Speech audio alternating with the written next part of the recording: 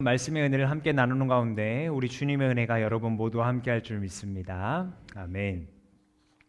네, 오늘은 부활절기의 네 번째 주일입니다.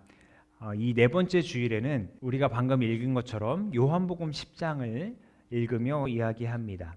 선한 목자의 이야기인데요. 이렇게 선한 목자 이야기를 보는 주일을 선한 목자 주일이라고 부르더라고요.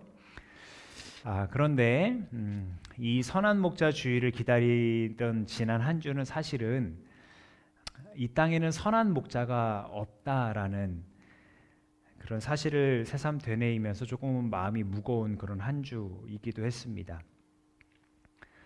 지난 화요일은 세월호 참사 10주기가 되는 날이었어요. 무상하게도 10년 세월 흘렀지만 아직도 직접적인 그 참사의 원인은 미공속이라고 하죠.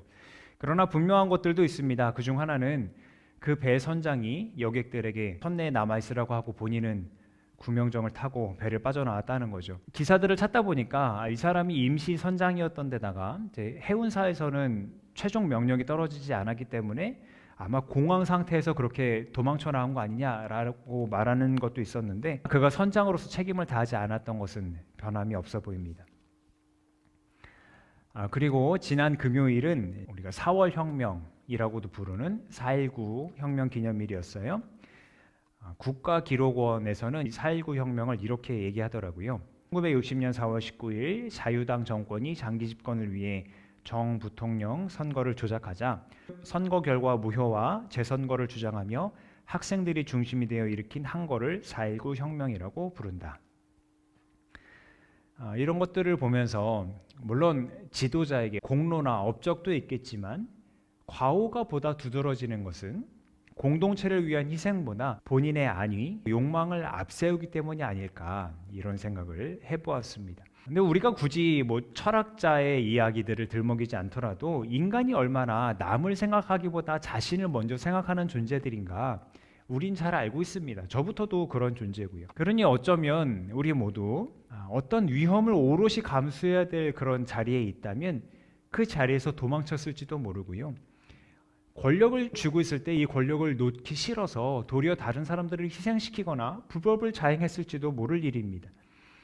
물론 제가 방금 드린 이 말씀이 과오를 저지른 사람들이 어쩔 수 없었어라고 그들을 변호하기 위한 것은 아닙니다. 오히려 이것을 기억해서 타산지석을 삼아야 하겠죠. 저는 인간 본연의 이기적인 모습을 말씀드리고자 하는 겁니다. 그래서 우리가 이 세상 살면서 우리가 지도자가 될 수도 있고 다른 지도자들을 만날 수 있는데 그들을 가리켜서 어떠한 지도자다라고 말을 할 수 있겠습니다만 그가 선한 목자다라고 말하기는 정말 어려운 일이다라는 걸 생각해 봅니다. 그러나 우리 주님은 다르시죠. 예수님은 하나님과 동등한 분이시면서도 피조물의 모습으로 이 땅에 오셨어요. 그리고 인간으로서 겪을 수 있는 가장 큰 그 고통의 자리인 십자가 죽음도 마다하지 않으셨습니다. 그래서 성경은 예수님의 이러한 모습을 가리켜서 그가 참 선한 목자이다라고 얘기를 합니다. 우리 이 말씀 같이 읽어볼까요? 시작. 나는 선한 목자이다. 선한 목자는 양들을 위하여 자기의 목숨을 버린다. 아멘. 예수님께서 선한 목자로서 자기 목숨을 버릴 수 있었던 것은 삭군과 다르게 양을 생각했기 때문이에요. 삭군, 오늘 성경에 나오는 삭군의 모습은 선한 목자의 반대 예로 등장을 합니다. 그는 돈을 받고 고용된 사람이에요. 그래서 양들을 치고 있긴 하지만 그 치는 양들이 자기 양은 아닙니다. 그래서 이제 위험 요소가 나타나면 이제 성경엔 이리라고 했는데요. 양들을 보호하기는커녕 버리고 도망갑니다. 그래서 이리가 와서 그 양들을 잡아가건 말건 신경 쓰지 않고 도망가요. 그래서 일부 양들은 잡아먹히고 나머지 양들은 흩어지고 맙니다. 왜 그런가 하니 이 삭군은 그 양들을 생각하지 않기 때문입니다. 양이 아니라면 그 사람은 무엇을 생각했을까요? 자기가 받을 돈을 생각했겠죠. 그리고 자신의 안위를 생각했겠죠. 그래서 새 한글 성경에서는 삭군을 이렇게 표현하더라고요. 품값만 바라는 목자라고 표현을 하더라고요. 이것이 삭군의 모습입니다. 양을 생각하지 않는 삭군과 다르게 선한 목자는 양을 생각합니다. 양을 알고 양들은 나를 안다라는 표현처럼요. 선한 목자는 양들을 생각하면서 그들을 알고 있기 때문에 그들이 무엇을 원하는지 또 무엇을 필요로 하는지 알고 있습니다. 또 그것들을 공급하려고 합니다. 우리가 시편 23편을 보았을 때처럼 푸른 풀밭과 쉴만한 물가로 인도하는 것이 선한 목자의 모습이고요. 양들이 행여 위험한 길로 갈까 바른 길로 인도를 하고요. 또 위험한 것들이 나타나면 지팡이로 물리치며 안전하게 지켜줍니다. 그리고 끝내 양들에게 가장 필요한 것을 주기 위해 자기 목숨을 버리기까지 합니다. 성경에서 예수님을 가리켜 선한 목자라 하는데 그가 양들을 위하여 자기 목숨을 버리는 것은 양들을 위해서이기도 하지만 동시에 아버지 하나님의 사랑 때문이기도 합니다. 우리 이 말씀 같이 읽어볼까요? 시작. 아버지께서 나를 사랑하신다. 그것은 내가 목숨을 다시 얻으려고 내 목숨을 기꺼이 버리기 때문이다. 아멘. 목숨을 기꺼이 버리기 때문에 아버지께서 나를 사랑하신다. 이미 아버지와 예수님 사이 매우 깊은 신뢰와 사랑이 형성되어 있었고 그 때문에 목숨도 버릴 수 있다라고 얘기하시는 거죠. 그래서 한 자료에서는 이렇게 얘기하는데요. 예수의 양들을 위한 희생은 아버지와 아들의 서로 사랑하는 관계로부터 나오는데 이 관계는 예수와 양들의 사랑하는 관계를 통해 반영된다. 그러니까 예수님께서 양들을 사랑하시는 것이 아버지와 아들이 서로 사랑하시는 모습과 같다라고 얘기하는 거죠.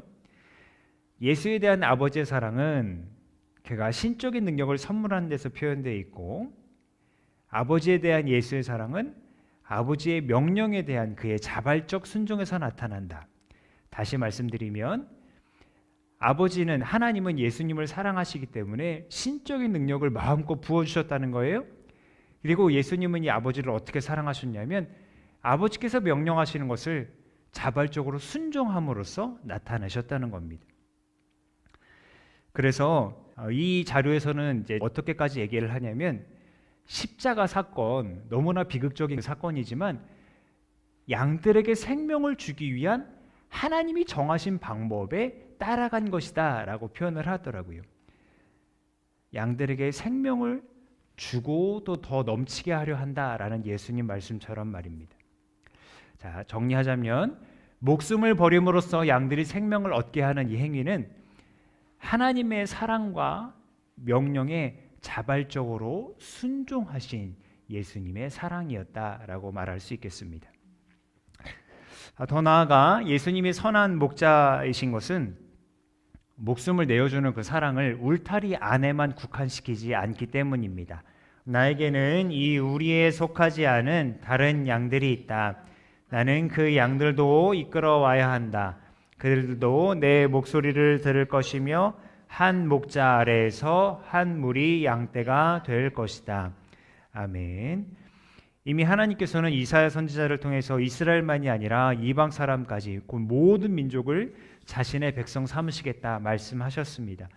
이것은 그대로 이어져서요. 그가 자신의 외아들 예수 그리스도를 보내신 것이 단지 이스라엘만을 위한 것이 아니라 온 세상을 구원하기 위해 믿는 자는 누구든지 구원하기 위한 것이었다라고 말씀을 합니다. 그러니까 출신이나 배경, 어떤 인간의 노력이나 그 밖의 조건들에 의해서 사랑을 줄지 안 줄지 결정하는 것이 아니라 모든 사람을 위해서 먼저 목숨을 내어주셨기 때문에 믿기만 하면 영원한 생명을 얻을 수 있습니다. 그래서 그가 선한 목자입니다. 만약 사꾼이었다면 돈이나 보상에 따라서 아마 조건에 따라서 사랑을 줄지 말지 얼마나 사랑을 줄까 그 제한을 두었겠죠. 자, 정리를 해볼게요. 예수님은 선한 목자이십니다. 예수님은 양들을 위해 목숨을 버리십니다. 그러나 목숨을 버리는 것은 어떤 치기 어린 독단적인 행동이 아니라 온 세상을 구원하기 위해 자신을 이 땅에 보내신 아버지의 사랑과 명령에 대한 순종이었습니다. 그래서 그 순종을 하나님께서 기뻐하셨고 예수님에게 목숨을 버릴 권세도 그리고 다시 얻을 권세도 주셨습니다.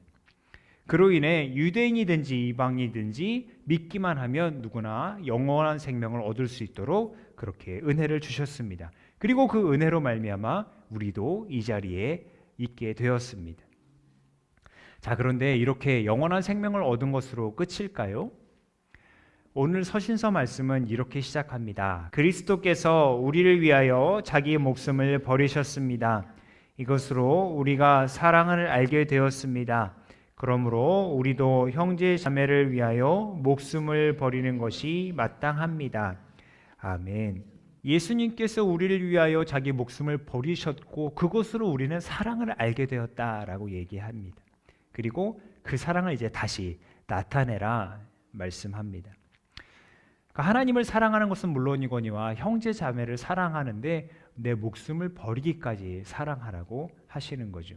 목숨을 버린다는 표현이 좀 막연하고 부담스럽게 느껴지기도 합니다만 그 다음 나오는 말씀이 적절한 예가 될 수 있겠어요. 이 말씀을 보니까 재물을 가지고 있으면서 형제자매의 궁핍함을 도와주지 않으면 하나님의 사랑이 그 안에 없다라고까지 얘기를 하는 거죠. 이 말씀을 보면서 좀 재밌었습니다. 예나 지금이나 재물이 목숨처럼 소중했나 보다라는 생각이 드는 거예요. 왜냐하면 목숨을 버리기까지 사랑하라 말씀해놓고 그 예로 드신 것이 재물을 통해서 형제자매 궁핍함을 도와줘라 라는 거잖아요. 목숨처럼 소중하게 여기는 그 재물을 내어놓음으로써 정말 진실함과 사랑을 표현할 수 있다라고 말씀하셨던 겁니다. 우리는 지난주에 이제 예배 후 모임 시간에 어떻게 하면 사람들에게 부활 소망을 전할 수 있을까 그런 이야기들을 나눴어요. 오늘 말씀에서 우리는 또 다른 측면에서 하나의 답을 얻지 않았나 싶습니다. 부활 소망을 전하는 것은 단순히 말과 혀에 있지 않고 진실함과 행동에 있다는 사실을 말입니다. 자, 우리는 선한 목자이신 예수님을 통해서 영원한 생명을 얻었습니다. 그리고 그것이 얼마나 놀라운 사랑인지 깨달았습니다. 그리고 그 사랑을 깨달은 우리에게 말씀이 요구하는 것은 그것을 진실함과 행동으로 나타내라는 겁니다. 자기 목숨을 버리듯이 형제 자매를 사랑하라고 말입니다. 자기 목숨을 버리셨으나 살아나신 예수님 그 선한 목자를 따라 사랑하기에 담대하시기를 부탁을 드립니다. 말씀을 읽어볼까요? 우리가 구하는 것은 무엇이든지 하나님에게서 받을 것입니다. 우리가 하나님의 계명을 지키고 하나님께서 기뻐하시는 일을 하기 때문입니다. 하나님의 계명은 이것이니 곧 그 아들 예수 그리스도의 이름을 믿고 그리스도께서 우리에게 명하신 대로 서로 사랑하라는 것입니다. 같이 읽습니다. 그리스도의 계명을 지키는 사람은 그리스도 안에 있고 그리스도께서도 그 사람 안에 계십니다. 그리스도께서 우리 안에 계시다는 것을 그가 우리에게 주신 성령으로 우리는 압니다. 아멘. 선한 목자가 없어서 길을 잃은 양과 같은 이 세대에게 참 목자이신 예수님의 사랑과 그 희생을 증거할 때, 그래서 부활의 소망이 필요한 자들, 그들의 궁핍함을 돌아보고 내 목숨을 사랑하듯 그들을 사랑할 때 그 자리에 부활의 역사가 또한 일어나지 않겠습니까? 아픔과 슬픔과 절망과 고통의 자리에서 눌리고 사로잡힌 영혼들이 우리가 전하는 그 부활의 소망으로 말미암아 다시 일어나서 하나님 나라의 그 영원한 생명을 지금 여기에서부터 더 풍성하게 누릴 수 있지 않을까요? 이 귀한 사명을 감당하고자 하는 여러분에게 주님께서 더 큰 은혜를 허락하실 줄 믿습니다. 기도하겠습니다.